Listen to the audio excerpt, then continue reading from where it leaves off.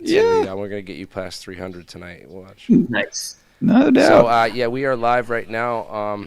And Deep just asked me a question. Why don't you repeat that question? You want to go and ask the question again, Deep? Sure. Yeah. So I was just acknowledging. I know that most of your research focuses on anti-gravitics, but what has your research led to in terms of time travel? What do you think is most compelling and promising in that direction? Well, I don't know. I guess it's more my belief that I'm not really a believer in time travel or multiverse theories and stuff. But I think that some of the most interesting research I've found on the subject is by a physicist named Ronald Millett. Are you familiar with him? No, I don't think so. So Ronald Millett is, I think he's from Connecticut or Tufts University. He's from around here. I know that, but he's written a couple papers on time travel, and he's also been interviewed on a couple Discovery Channel programs, I believe, and Science Channel on talking about time travel theories and stuff. And he's got a lot of these ideas, and they're based around, some of them are based around trapping light and spinning a whole bunch of light, getting a high energy light spinning in a circle. And I thought that was super interesting. He's got a whole paper on that, and that kind of relates to that whole idea of a warp drive. Is these optical cavities these resonant metamaterials or layered resonant metamaterials, so that they can resonate with all these key frequencies. And I think it has to do in that terahertz range where that gap is in the spectrum. Because there's a lot of interesting stuff that's come out of the classified world with regards to that part of the electromagnetic spectrum, and you find a lot of. I found a guy that was arrested in Ohio. He worked at Wright State University, and he did a PhD in surface plasmon polaritons, and he got arrested with 1,000, and he just got sentenced last February with 1,000 classified documents he was taking home. Wow! So it's From where? From where? Air Force Research Laboratories. Well, his name is Isaac Kemp. Isaac Kemp. And I found him because I was just searching. I searched Wright-Patterson classified like every morning, and Area 51, and a couple of these key search terms like news. I searched for any news on Area 51, Edwards Air Force Base, Wright-Patterson, and a couple of other key Air Force bases, and I found this like a year ago. But yeah, so that the Air Force Research Laboratories is studying, trapping light with surface plasmon polaritons and doing the same type of research. So I wish I knew what a fucking polariton was. I mean, I just learned about it the amount of words. I can't even keep up. It's polarized vacuum. It's when you pump enough energy into this wave if I pump a resonant material, if I get a resonant material and I get it resonating strongly enough, I can actually create particle-antiparticle pairs. I can pull antimatter out of the vacuum. So if you can create enough antimatter, there's this whole debate in physics right now that all the top physicists at Fermilabs are trying to see if antimatter falls up or down. That's the big anti-gravity debate that they're all looking for. Is there's this question of does antimatter react? Is it antimatter anti-gravity? Right. Does it have the opposite actual physical effect or phenomenon? Does anti-gravity actually go up? Does antimatter actually go up? Right? Yeah. Right. Does it fall up? Does it fall up? That's fascinating. That is the question. So there's this. Yeah. Oh, go for it, Jeremy. I got to get a link for your channel so I can share it with my audience. Why don't you plug your channel and tell people where they can find you? Yeah, absolutely. You can actually, you guys, because we're multi-streaming now. We've crossed the streams. We crossed the I thought there was no multiverse. Yeah, I thought Jeremy said there was no multiverse. He doesn't believe in it. The multiverse, but here we are. Yeah, you just created one. You just created a multiverse. Somebody call the New York Times. Look, in the multiverse, we just before the streams crossed, we did have a great conversation about the singularity and some of the history of this. And you guys got to go check that out. The first hour, which my channel missed, it's only available on Michael's new channel. So you got to jump over there and subscribe. I'm going to drop a link in the description right now. Yeah, I just dropped a link in the comments if you want to grab that. And you can also type in the space Singularity Space Lab. And find it as well. This conversation is fascinating, and I have to say, like, you know, we've been talking about this idea that we are seeing the exponential growth, and we're in this really weird lull period. Like we're in the period right before. I mean, it's pretty amazing what we're seeing with technology, but we're in this period right before it just goes bananas. And so I think so many folks don't realize what we're about to see, because you've got things like quantum computing coming down the pike, which is going to be extraordinary. And right now, I'd love to hear from you, Deep, and I know you got to get out of here, but I'd really love to hear from you, Deep, before you go. Where are we with quantum computing? How close are we to seeing this as something that can be scaled? Because when you think of, and maybe you could just kind of explain what the difference between a quantum computer and what we're using right now is. Happily. As we learned about, actually technically, we completed the quantum mechanics theory. It was complete, so to speak, less than 100 years ago. But before we discovered quantum mechanics, thanks to Werner Heisenberg, Bohr, and Einstein, and Max Planck, of course, we used to think that there was only one class of physics, known as classical physics, Newtonian physics, which governs the world that we're used to interacting with every day, right? So if I drop this pen, it's going to be subject to classical physics. If I throw it against the wall in a fit of rage, it's going to bounce off based on classical physics. But then we found out that when you look under a microscope, when you look closer at the individual atoms that make up these objects, that make up all of the world around us, they're behaving based on a completely different set of rules, known as quantum mechanics. So what quantum computers do is leverage that. They are doing computing by exploiting quantum mechanical rules. That's what makes them different than regular computers. Now, when we perform a computation, so the streaming, the software that you have right now, all of our computers, they're performing something called error correction. Every time a computation is done by your processor, there's errors that are piling up. And those errors are being corrected. It's called error correction, and they're being corrected by other bits. Whereas with quantum computers we have today, they don't have enough qubits, the quantum version of these bits, to correct themselves. So they're very noisy. They're very error prone. And so when you ask how far away are we from seeing scalable quantum computers, it depends on the task. My company, for example, focuses on using quantum computers for materials discovery. For the next, let's say, 10 to 20 years, the best use cases of quantum computers, given their limitations, is being able to simulate other quantum mechanical systems. If you're doing something that involves engineering at the quantum limit, quantum computers are your best friend. So whether you're making semiconductors, superconductors, simulating polaritons, those are all quantum computer tasks. After the 20 years or so, we'll have fully fault-tolerant quantum computers. Fully fault-tolerant? Yeah, fault-tolerant. So fault-tolerant means they're not error-prone anymore. They're doing perfect calculations. Wow. So suddenly that will open up an entire world of new problems that can be used and solved on those quantum computers that aren't just related to physics and chemistry. And that at that point, you have things like RSA encryption to worry about, right? You'll be able to decrypt basically anything that's encrypted on the internet today, including a lot of these classified information channels. That's why much about quantum computing. So I think that, to answer your question, 10 to 20 years, we're going to be using them for materials discovery. After that, it's going to be useful for basically almost everything. To some Christina extent. says, quantum AI, error-free, scary. You don't think the NSA already has a quantum computer?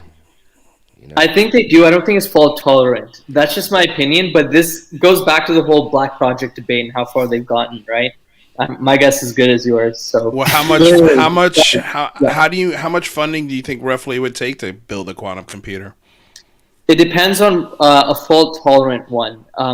A fault-tolerant one is still probably at least, I'm going to say $1 trillion away from. So I can't get it at Best Buy.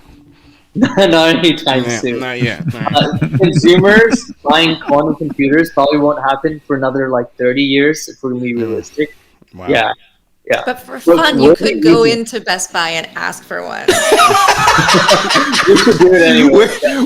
Where's your What's quantum computer section? Kind of quantum. Well, I can tell you, man, I think we're close because I was telling Mikey, like these new Apple computers that they just came out with, these Mac desktop computers. The M1 chip, yeah. With these M1 chips, this is the most affordable class of computers that I've ever seen Apple put out in my, like I actually looked at it, I'm going, oh, wait a second, I think I could afford this if I wanted to. Like, this isn't, like, my laptop 5 years ago was almost a $3,000 thing. Now you can get a 27-inch monitor with a high retina display and 5 times the computing power that I have for half the price, if not less. When I saw that, I was like, Jesus Lord, we're like, it's almost here. It's almost to a point where anyone could afford it. I mean, look at the little Mac that they got now, the little square that they got. I can't remember what the hell the name of it is.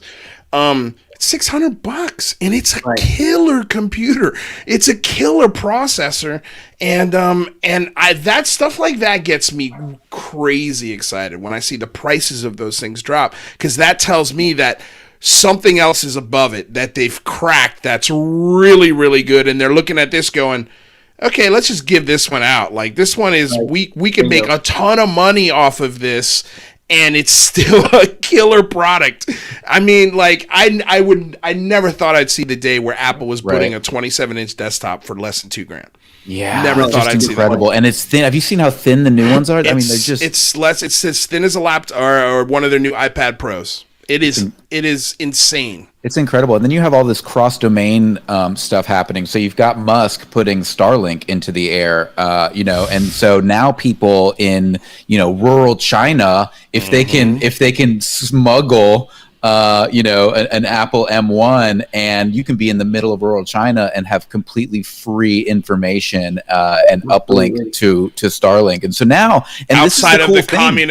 outside of communist China. Yeah. Yes, and that's what I'm saying. Like, now people will have the ability to,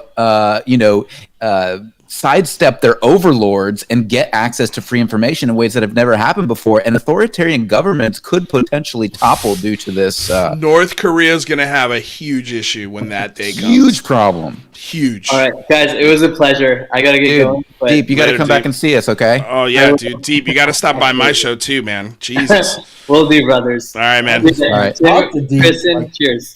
Later, brother. Dude, that dude was all time, man. Dude. Holy crap. I'm not a Met yet. He's killer. He's good at explaining that stuff, man. Really good. Yeah. I know a lot of stuff, like, but I struggle over my words a lot of times. I'm still, Well, yeah, right. I mean, the challenge, and this is the challenge, right? Like, Luis and I, like, we're really good at talking shit, but it's just shit. But guys like you guys actually have important things to share with people, and that's why you're on the show. So, but we'll do our share more important things and do less shit talking. I do plenty of that. Well, baby steps, Jeremy. Baby steps. As long as we're all working towards the same goal, and it's constructive criticism, and we're not just, it's one thing. It's you could we're all throwing shit against the wall, and hey, if it sticks. Well, I think that's so right, and I think it's so important too, because nobody has all these answers, and I think the whole point of this show is, my original intent was to call it the Singularity Report, where we would be reporting on breaking tech and science, and we're still going to do that. But I ran the name by Christina, and Christina's like, call it the Singularity Lab. And I was like, oh, I get it, because we're in the lab chopping these things up from both a human perspective and potential and the technology that's evolving. And so I think that we have to figure out, if we're going to have a future that is not a very scary dystopia, we need to make sure we're having these conversations. Again, I don't know if we can program the ASI to not kill us, but we should fucking try. I mean, I don't think we can do it. You don't think so? We can't even get to the point where we're not killing each other. If we get a smarter life form that is based on logic and an algorithm, it's going to lock us up. but because the question we can't is, even control our own base impulsive nature, and our hurt little feelings get spilled all over the internet or on each other in a traffic jam. Like I can't get to a traffic jam without someone flipping me off. You know what I mean? Like, I get it. But if you but I'm going to have enjoy the ride, by the way. right, we're either way, we got to enjoy the ride. That's critical. But I would argue, or I wouldn't argue. I would question this idea of this super intelligence not developing, an understanding that is so far beyond ours that it wouldn't be on our level of ridiculous reactionary anger. Like it just wouldn't go there because it's so evolved. And maybe it would be this incredible do you guys watch Westworld? Have you watched Westworld? Yeah. So the ASI in Westworld, I think it was called Rohibim, or it's called Rohibom, and it was based on a biblical character. And basically, the whole purpose of that AI or ASI was to compute the problems of humanity and solve them for us. It did. I don't think it worked out very well in season 3, but it doesn't mean it doesn't mean it can't. So I don't know. I think it's important for it's an important question. With AI, here's where I would like to see it go. So we've seen Iron Man, right? He has Jarvis. Imagine if we have our own personal Jarvis that is the intermediary between the cloud and us, that gets to know us, and then it actually talks to the ad guy and brings us the shit we want and closes the gap between wanting and getting. And then imagine that we can pose it the problems that we're having, and it helps us solve these problems in a way that meets us where we are and takes us to where we want to be. So we could literally program the AI to be our life coach, our therapist, our collaborator to some degree. And then when we get stuck and it's a human problem, that AI can be talking to other AIs and go, hey, why don't you meet Michael?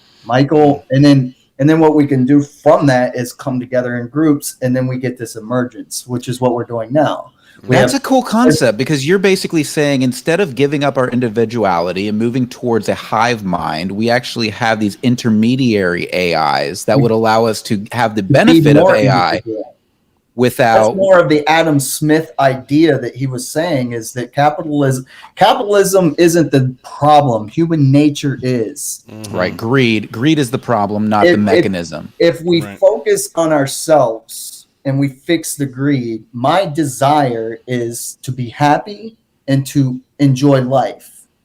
Now, if I'm focusing on myself to create that as a capitalist, I'm going to invest in other people to help them and then coach them to build job or to be the best that they can be to create more abundance for their family. And that's a downward effect of it.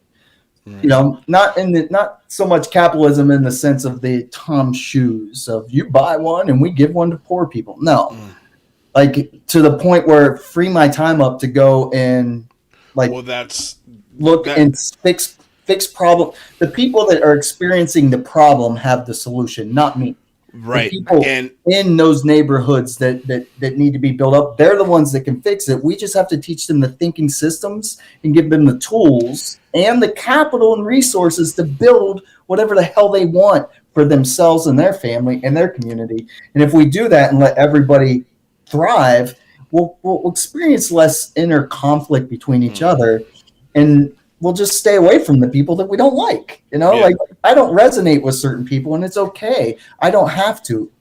It's all about. That's a really good point. That's a really good point. I think that's kind of where Andrew Yang was going with his UBI theory. Absolutely. Is that we have to come together as a society and challenge capitalism and say, what is enough for one individual to make before we tax the shit out of them?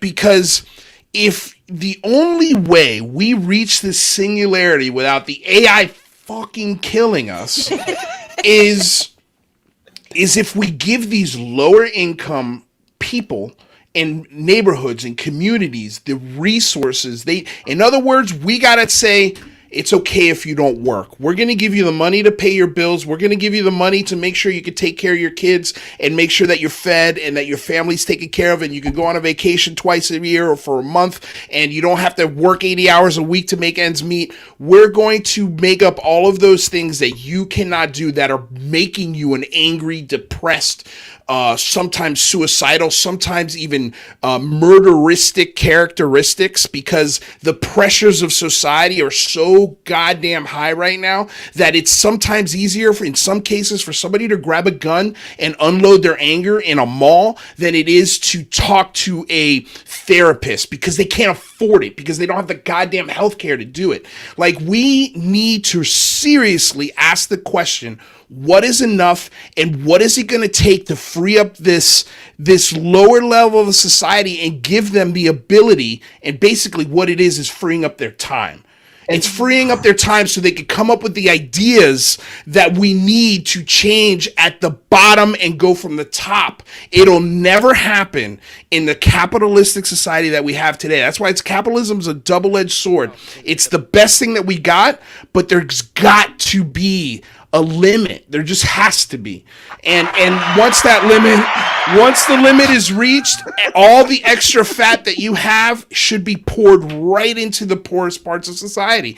And then now we can really have this conversation about becoming one with a singularity and not having the fear of it killing us. I think understanding the top and the bottom is important in this model that you're discussing, and the bottom of our society is really like, I guess, our prison systems. And the U.S. has, we call this the country. For profit.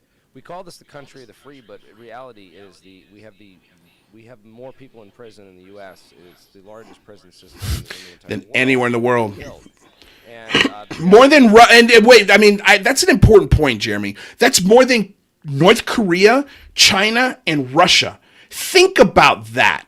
Like, there are more prisoners in the U.S. prison system than the most horrific places on the planet. Yeah. I'm sorry, I didn't mean to cut you off. Which makes you have to rethink about our values and what we pretend they are. Well, the thing is that the prison system and the way that it's portrayed in the media and to the public is this idea of that, this crime and punishment and law and order, and that, that the law is necessarily instating order in society when, if it was, then we wouldn't have more and more prisoners all the time. It almost seems like this for-profit prison system is just destroyed our society over the years by creating, because it's created there's no market. It's a market. There's a demand for prisoners. Yeah. Mm-hmm. So, Well, those prison systems make genes. They make computing chips. They make all of these goods and services that come out of prisoners that make them working at the lowest labor cost because they're in prison. That's a real thing. Like, that happens. So that's my thing, is that when we're talking about capitalism, I've said this for years, is that I believe in the free market for some things. Medicine should not be fucking free market. We have a friend that says capitalism for wants, socialism for needs. It's very easy. Because it's a super simple. Both can exist. How many medicines are out there that the tax dollars created the patent, and then companies came in, grabbed the patent for no money, and then manufacture a $1 pill and sell it for $400, and this is a pill that saves people's lives. We paid for it. Ridiculous that the tax dollars paid for it, and then those companies aren't even paying taxes on the profits they're making off of the investment that the government made. That's like the worst business deal of the planet. If the government is getting 20% of their own investment back, we wouldn't have a conversation, because socialism for the needs and the needy would happen, and maybe doing a little bit of an adjustment on the waste of the Defense Department bill, maybe back to balance a budget, and then we wouldn't have to have my next door neighbor arguing with my other next door neighbor about whether or not brown people are trying to steal from them their jobs or whatever it is that they're trying to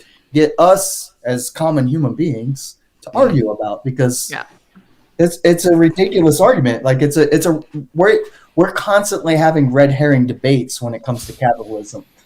because it's not an either or, well, capitalism or socialism. It's no, let's pick a little bit of both and move forward so that everybody has at least a path to finding their own way forward. Yeah. No, I think that's right. I mean, you have to pick the best ideas for specific circumstances. And I'm not a diehard capitalist, and I'm not a diehard socialist, and I'm not somebody.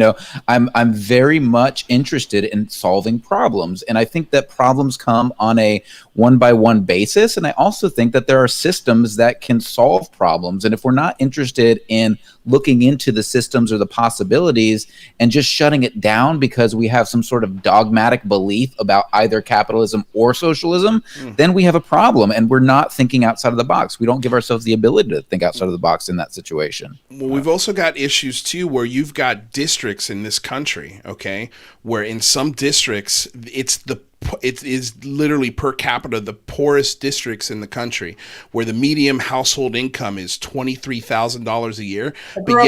But yet, a lot of us did. But the congressman in that district, the starting salary for them is $150,000 a year, and they get lifetime health insurance.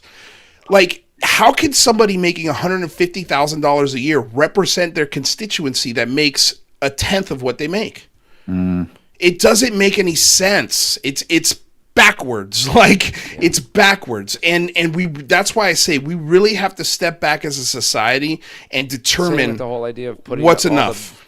The same with the whole idea of the prison systems and this whole bottom end of the society, which I want to make another important point on, and that's that when we talk about that bottom end of society and the idea that we have to lock all these people in cages together and then shun them from society for when they get out, and not, and in other countries they use rehabilitation, and like they have a much lower crime rate, and they have a much, when we view people who as ex-prisoners and stuff as rehabilitated and believe in rehabilitation rather than this branding them for life, and we'd have less homelessness. So that we always think of this homeless guy as like, the person is unfortunate that they did something to deserve to be there, and but realistically, if you gave them like the same opportunities and the same connections that some of these other people had, they might have done something different. But there's also maybe, but there's also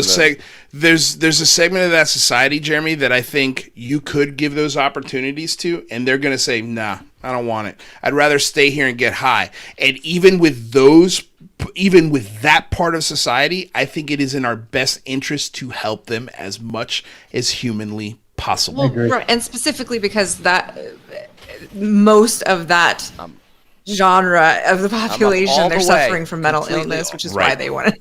Right. Well, and also, but there are people who, have either addictions or have just gotten used to a certain lifestyle, who are happy, who are maybe not happy, but they're content with the life that they're living. And I think this is something that, we've talked about quite a lot, is this idea that, you have people who, even if people like all they want to do is sit home and play video games, like they're still going to fucking consume. They're still going to order pizza. They're still going to, need their car service. They're still going to pay rent. And a lot of them are sociopaths, so they already figured out how to live in their mom's basement for the rest of their lives. Right. It's true. That's an interesting point. That's fair. It's fair. But yeah, I mean, and I think that, I just think that there's an important cross domain mentality that we have to have when we think about the technology that that is going to bring us into the future and our humanity, right? So we've got to be able to manage both, and technology can't save us. It's not going to save us. We have to play a role. We have to be a part of the incoming singularity, as it were. So you're saying not to be afraid of it? I'm saying, I don't think it's healthy to be afraid of it. I mean, a healthy skepticism is fair. Yeah. Yeah, I mean, I think I wouldn't be as afraid of it if I saw from a political aspect that some of these things were coming down the pipe. I mean, let's see where we're at in 4 to 8 years. What kind of political folks we're electing to the highest offices.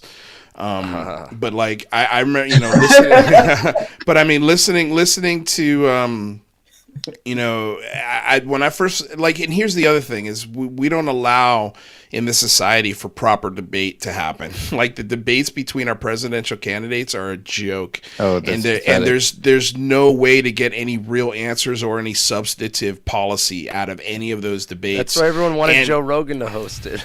Right. No, and honestly, it would have been infinitely better if he had. That's how sad things are. Tell the truth or I'm going to put these tarantulas on you. Right. Yeah, let's please answer that debate question in a fish tank full of lizards. I mean, dude, it would have been, yeah, no, realistically, he would have ran circles, I think, around both of those candidates that were at the end. And I think if that had happened, I think we would have had some independent merge out of those options, and that's what we need. We need more options. We need more discussion. We need to end this way of how we elect our officials. We need to demand more. We just, as a society, we've just. It's almost like as if we need another Pearl Harbor type event that kicks us in the ass and says, okay, COVID wasn't enough. Like COVID wasn't enough apparently.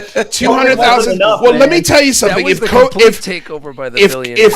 If COVID killed kids, if COVID had an effect on children like it did, it would have been so different. It would have been absolutely different discussion. And now we're talking about UBI. Now we're talking about universal healthcare systems, because now you have a mess where the pain is excruciating. And that's what needs to happen. A very painful, some type of event like that I think it's just going to wake us up and say, okay, everything we've been doing here is backwards and it's not working. And here's the proof. How long do you think it'll last, though? Because the shock effect of 9/11 made us better Americans together for what, 7 months before we turned into assholes again? Sure, but 9/11 shaved my beard because I look too Middle Eastern to begin with. 9/11 was 2,000 people.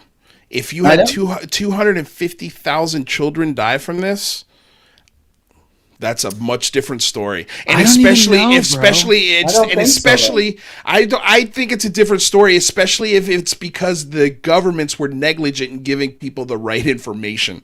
And because they were so stupid with the information, it became a bigger mess than it needed to be. And then it highlighted the reason why we need all of these social programs. And we had social media for everybody to talk about it, everybody is out there with wild speculation as if it's fact, arguing, and then the talking point goes to Twitter with an idiot from here. Right, but what I'm saying is that was happening when old people dying in homes. If that was happening to kids on playgrounds, it's a completely different situation. I'm telling you right now. Like we wouldn't be having this conversation if Michael's kids went to the hospital and died of COVID. Like he'd be angry. He'd be wanting answers because he just lost a kid to government incompetence. Like, and now extrapolate that to the parent who doesn't have health insurance or doesn't have some of the resources that maybe Michael has. Like those are the people that are gonna be really, like, you're talking about, like I said, waking the sleeping giant. Like we're in this lull. We're in this law because everything's so easy. We got the clickable Amazon. We don't care that the guy who packs that goddamn box doesn't piss for 12 hours. We don't care. Like myself included. I just ordered something from Amazon today, and I know how gross that goddamn company is. It's going to be maybe drones in the future, man. I was getting ready to say, like I said before, the guy pissing in the bottle does not have a job in 5 years. Davos decided that 3 years ago that every company is investing in artificial. Think about an algorithm of Google in this context. Bill Clinton needed 30 interns to find out who the king of Zimbabwe was, enough to know his family. You can go like this and say, hey, Siri, who's the king of Zimbabwe and who's his brother? And know it quicker than the president of the United States did 20 years ago. Okay, right. That's how technology has changed since 1993, 94 to today. Now take everything that you've seen change in society in the next 10 years. That's how much disruption's happening in the next 10 years. Seth says, once everyone can plug into the AGI net, their IQ would be effectively multiplied to a degree that any stupid, uneducated shouldn't be a problem post-AGI. Technology will solve politics by after effect. Well, hey, dude, listen, I got to go because I actually got to meet my buddies over at UFO Garage. They're doing a show. But, dude, this was killer. Yeah, this was cool too. I'm gonna end it here. I can't wait. I can't wait for Tuesday's show. Yeah, we're gonna be here. We're gonna be here every Tuesday and Thursday. So why don't we let's do a quick go around so you guys can make sure that everybody knows where to find you, and then we'll just kind of wrap up. So Luis, how can folks find you? So you can check out my Twitter handle right here at Lou Angeles. Inside that Twitter handle bio, you'll find a link tree. All of my links are there. The show that me and Michael do Monday, Wednesday, Fridays, the Unidentified Celebrity Review. Check us out. We go live pretty much all those days around 4 o'clock Eastern time or 7 o'clock Eastern. And yeah, that's it. That's all for me. Fantastic. Luis, thank you so much for joining us today. Make sure you follow the Unidentified Celebrity Review. Follow this gentleman on Twitter. Luis, it's always a pleasure, and I'll see you tomorrow on the Unidentified Celebrity Review. Can't wait, dude, and congratulations on the new show. I think it's really fun. Yeah, thank you for being here, brother. All right, dude. Peace. Tim, tell folks where they can find you. Man, I talk some shit on Facebook sometimes on my profile page. And if you want to follow Instagram, it's TS McAuley. I have a website called soulsurferschool.com. It's no, you don't need to give an email address or anything, but I wrote a little story about attention and how to pay attention. It's got a bunch of links to click that have a bunch of things that I believe that if you listen to the videos, it'll teach you first principle thinking. It'll teach you some of the cognitive dissonance that you might have in the world. And if you want more information, you can reach out to me and we can have a conversation. Fantastic. Thank you so much for joining us, Tim. We're going to make sure we have you back on the show, brother. I appreciate your time. Nice to meet you, man. I want to reach out to Jeremy. I really have so many questions for you, man. Yeah, man. I'll see how your mind works.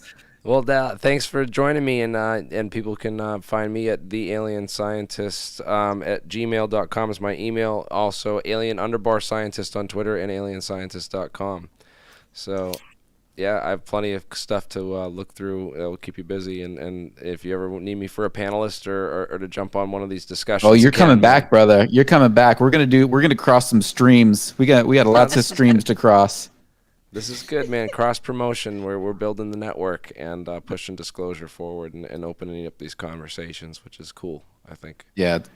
It's awesome. Gentlemen, it was an absolute pleasure. Kristen, thank you so much for joining me today at the Singularity Lab. Make sure you follow me on Twitter at Calamity Mike. That might be changing soon to at Singularity Mike. We'll see. But make sure you click on the link below. And thank you guys for joining us in the chat today. It was truly a pleasure. And we'll see you guys here every Tuesday and Thursday, 7 p.m. And we're going to keep bringing these amazing panelists in and day out. So thank you guys, and we'll talk to you soon. Awesome. Thanks. Take care. Bye-bye.